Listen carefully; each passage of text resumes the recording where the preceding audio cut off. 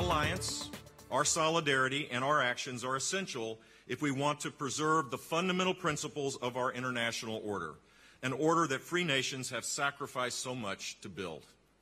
With Miranda Khan, J.D. Hayworth, and of course that was former Florida Governor Jeb Bush promoting his foreign policy credentials in Berlin.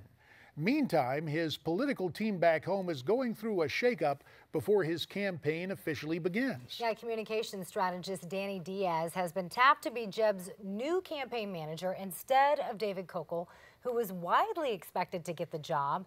Now, this drastic change raises some questions about whether there is trouble with his campaign.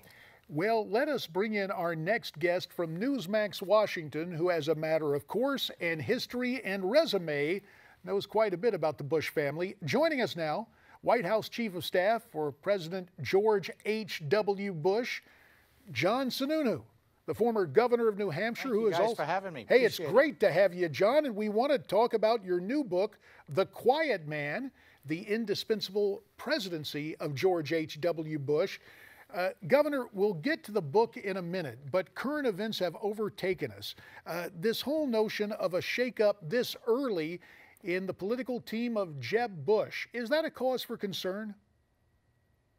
Oh, look, shakeups happen all the time. This is happening even before he announced it. I don't know what's going on there, but I never get concerned about internal adjustments in any campaign. It's going to happen in virtually every campaign as you go on. I don't think I've ever been in a campaign except maybe the '88 Bush campaign in which there were not adjustments as they made. So I've seen adjustments made in 3 or 4 other campaigns, a little less visible, a little less notable, a lot more quietly, but everybody's doing that. Do you think that Jeb's last name will be a big problem, big issue for him for 2016? Look, I'm avoiding trying to characterize chances of individual candidates in this race. I've got too many friends in this race, and I'm going to try and avoid making a selection or even doing a serious critique one way or the other of the individuals. I do feel that we've got a great field of candidates. I think that there's a half a dozen at least in there that would make good presidents. And I certainly put Jeb in that package. And I look forward to the process that we have as Republicans sorting it out. You know, the Republican primary process is usually dominated by conservatives. And I look forward to ending up with a good, solid conservative nominee to take on the Democrat, which I am not certain is going to be Hillary Clinton. Well, that opens a whole can of worms about the Democrats, but we'll leave those comments, perhaps, Governor, for another day. Let's go back in history with the Bush family and turn to Bush 43, George W. Bush. Now, his Secretary of Defense, Don Rumsfeld, made some comments about the war in Iraq, which suggested his views might vary with his former boss. In an interview with the Times of London, he said, quote, "The idea that we could fashion a democracy in Iraq seemed to me unrealistic. I'm not one who thinks that our particular template of democracy is appropriate for other countries at every moment of their histories." Now, Rummy later said the article was not accurate and he was not criticizing George W. Do you think this sets up a controversy for the former Secretary of Defense and the former president? No, I don't think so. I think they understand each other.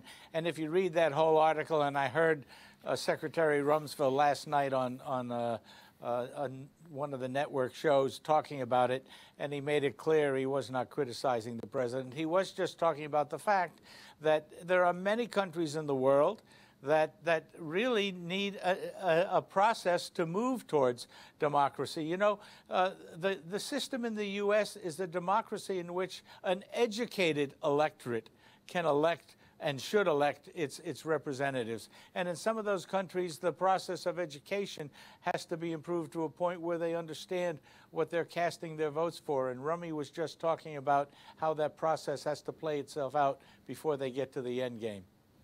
Governor, let's switch gears for a moment and let's talk about your new book. You spent a lot of time with George H.W. Bush. Why do you think his presidency is underrated or misunderstood? Well, you know, this is a president that really didn't like to brag about himself. His mother told him never to brag, and he lived by that perspective.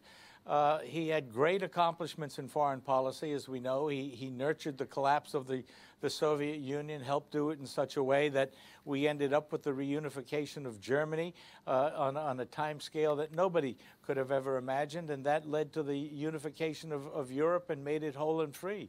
When Saddam Hussein invaded Kuwait, George Bush drew a line in the sand, so to speak, and he knew what to do when that line was crossed, and he forced Saddam Hussein out of Kuwait. But one of the reasons I wrote the book is that George Bush actually passed more significant conservative domestic legislation, than any president except Lyndon Johnson and Franklin Roosevelt. He passed the Clean Air Act. He passed legislation which deregulated energy, and we're now reaping the benefits of it.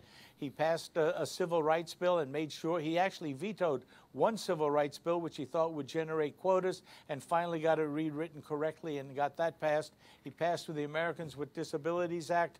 He passed legislation which reduced the subsidies in exchange for incentives for exports in the farm area, which opened up foreign markets to American agriculture, a whole litany of domestic legislation which made a huge difference to America. A lot of accomplishments you are mentioning, Governor Sununu, and you are giving voice to the man you describe in this new book as the quiet man, George H.W. Bush. There's the cover of the book. Governor John Sununu of New Hampshire, Chief of Staff to George H.W. Bush during his White House days. We thank you very much for your time. Miranda, we thank you as well. And Newsmax Prime continues right after this.